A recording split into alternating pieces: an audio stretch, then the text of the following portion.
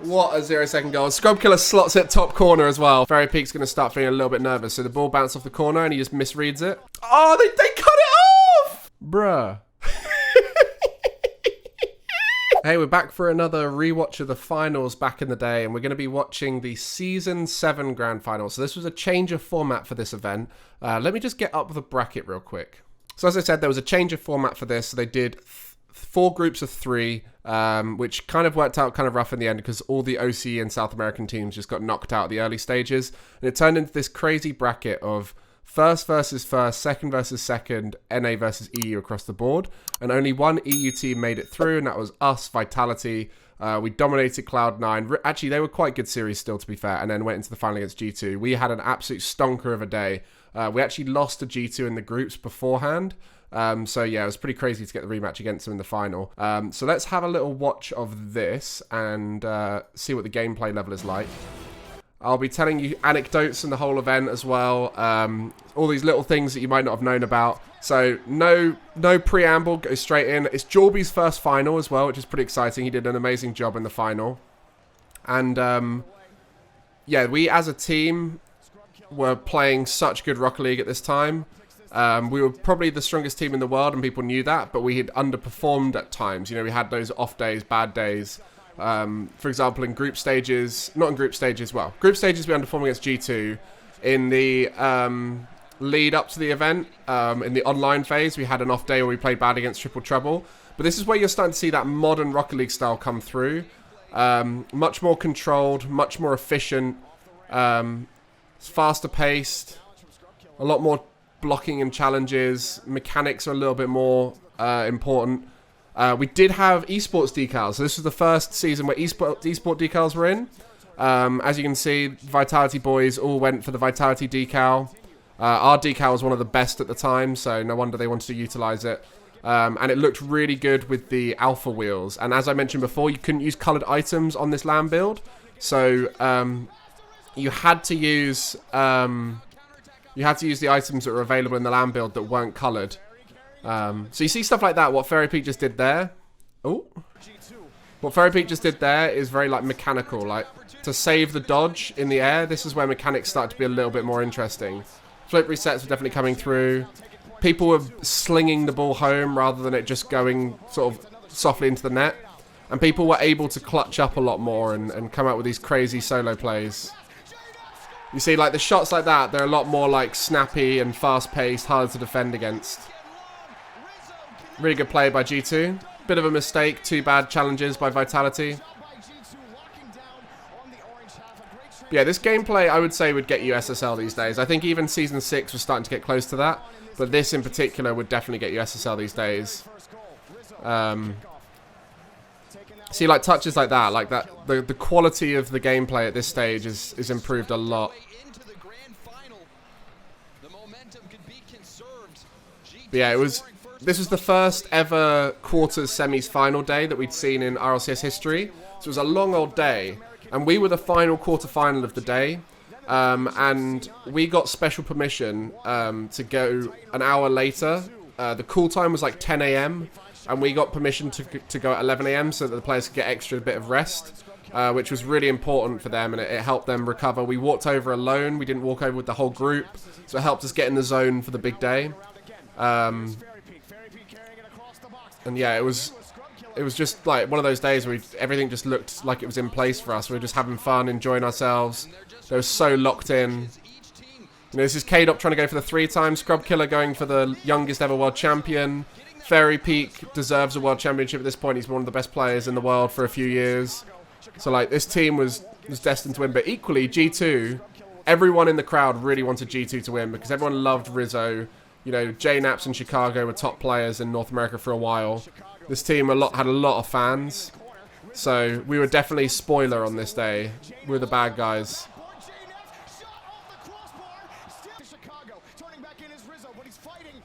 So at this time, G2 were known for their passing plays. They did these little drop-down plays a lot to each other, which were really hard to deal with.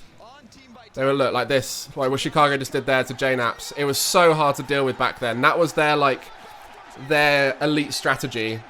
But for those of you who don't remember this first game, it has a pretty crazy ending to it. The when you look back at every event, they each have their moment, right? So we've seen some of those when we've been analysing, like Season 3, the Devo goal. Season 1, the over 0 goal. Season 2, was there a Season 2 goal that particularly famous? I can't remember off the top of my head. And then Season 4 was the squishy ceiling shot.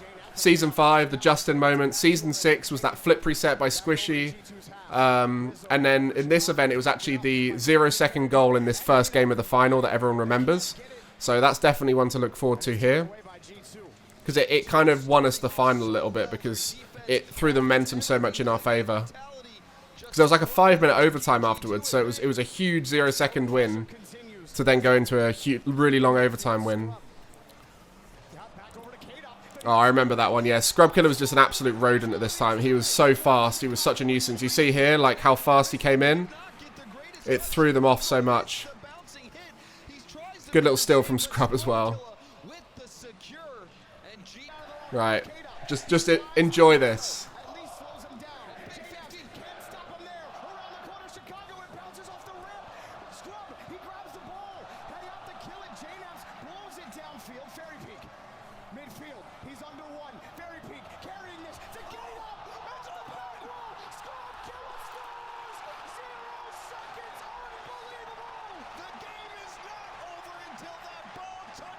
What a 0-second goal. What a 0-second goal. Scrubkiller slots it top corner as well. Fairy Peak did so well with that to get around that under one over another. But yeah, this overtime goes on a while, so we'll just skip ahead to the final goal in this one. I think Fairy Peak gets a little scuffed goal at like 4 minutes something. There we go. Yeah, Scrub off the backboard. Look at how much they popped off. Oh, this is so good to rewatch. Oh, any crowd members? I think that was Art. Art goes to a lot of the events, but any crowd members? This was the biggest event in terms of people in the audience we'd seen in a long time. Yeah, you can see there's Striker again. She's been in a lot of the crowds. Art. Seeing if I recognize her. It's quite dark, so it's hard to tell. We did the Mexican wave before the final as well, which was kind of crazy. But yeah, you can see how much that stonked them out there after such an intense 0-second goal into long overtime. That's gonna ruin the motivation. But let's go and skip through and see if we see any of these other moments. So we're gonna look for the peaks as we always do. Oh, the little fake Scrub with the little fake aerial. So he looked like he was gonna go up fast, but he was actually further away than they realized. So he just misread it and then just like did a little stutter step with the boost. But yeah, managing and coaching at this event was a dream. Like the players were so motivated, and a lot of that came down to some motivational stuff that we did after DreamHack Dallas. So our last event before this was our lowest ever LAN performance at DreamHack Dallas, where after the event was done, we hung out with the Vitality CSGO team, so Zywoo, Apex, and all the other guys. Nice shot there.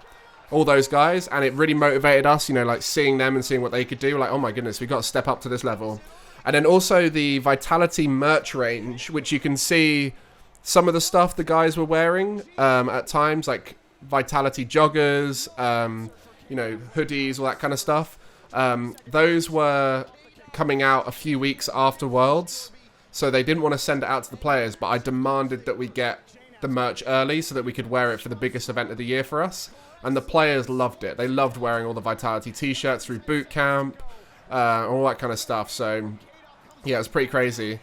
Oh, another little fun fact is G2 also boot camped at the same location as us. So that boot camp had the winners and the finalists. So it was pretty crazy.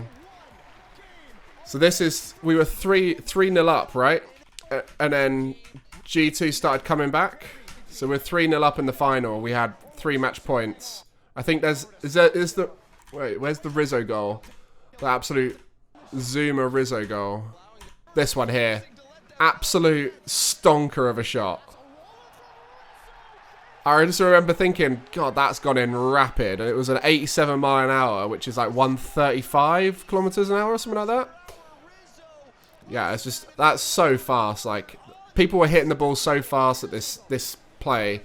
This level of play, and the mechanics are starting to come through.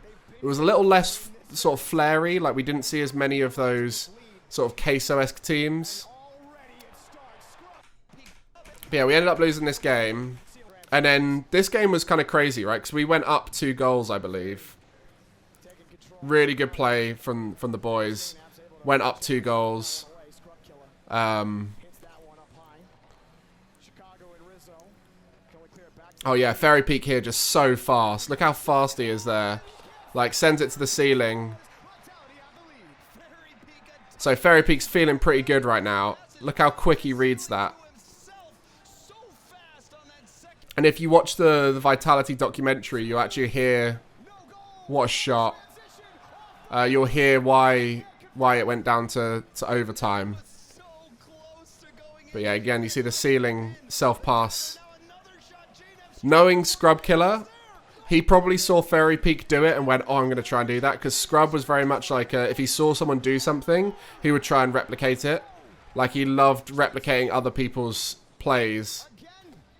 But yeah, you see, like, Fairy Peak's playing really well at this stage. And you can see the execution's a little bit lower at this stage. Obviously, there's going to be differences now compared to these guys. But the mechanics were pretty good, but they still missed out on a lot of shots. They didn't quite get the touches they'd want. They'd miss 50-50s. They wouldn't be able to deal with the modern-day deception that people are able to do. But you can see the beginnings of like, a modern play style happening here.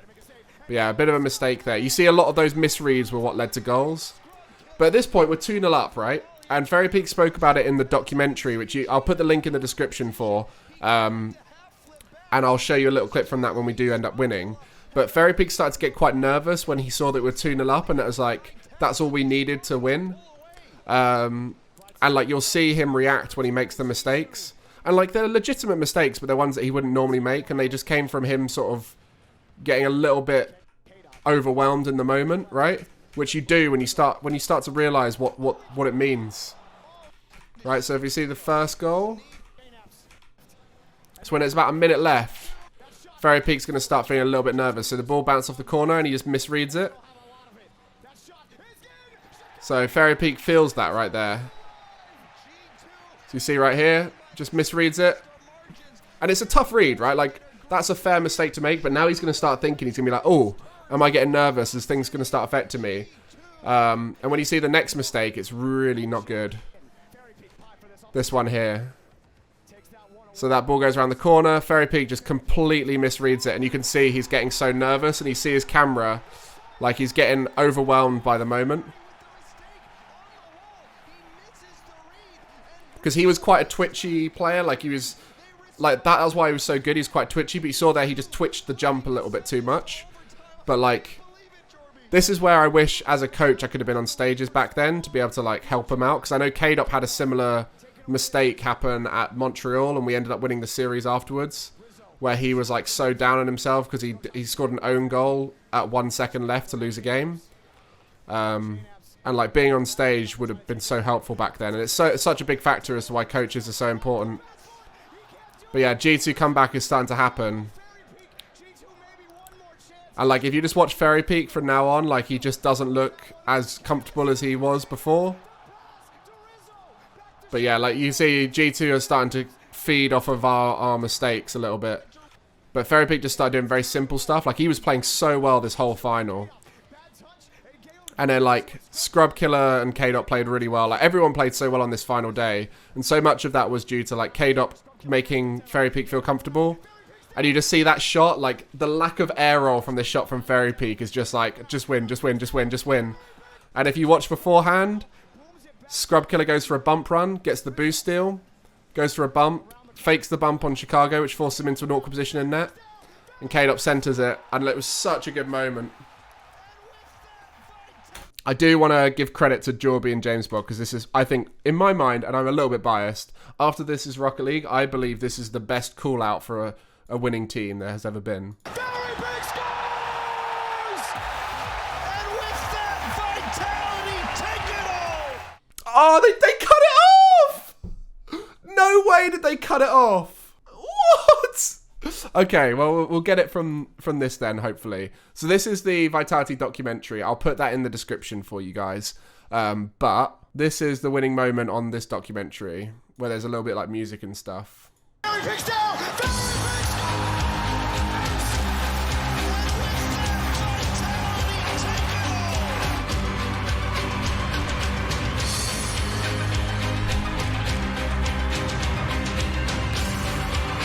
Trophy lift, a bit poor. Very lopsided towards Scrub. Again, K-Dop lifts from the bottom. I think it's all on K-Dop, to be honest. Why have they not got the most incredible, like, the best call out ever is Jorby. 3 Titans, 1 team.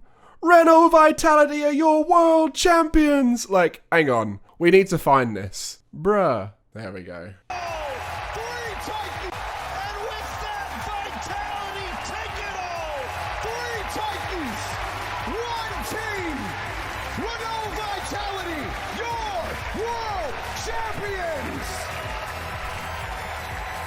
Unreal from the man Jobster. That's his first ever cast.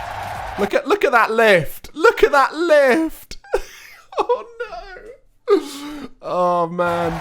And do you remember what I said about the season 6 one? How cool it was that they're allowed to go on. Like, I'm sat down here, right, just down here, and I wasn't allowed to go on and celebrate with the players until after the interview.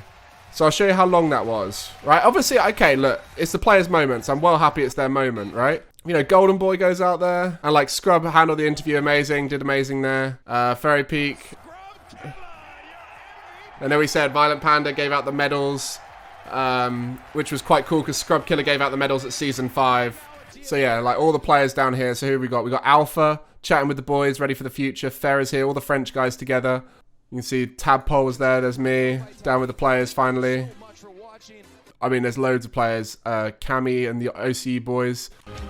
Yeah, this was the moment I was able to finally get out there.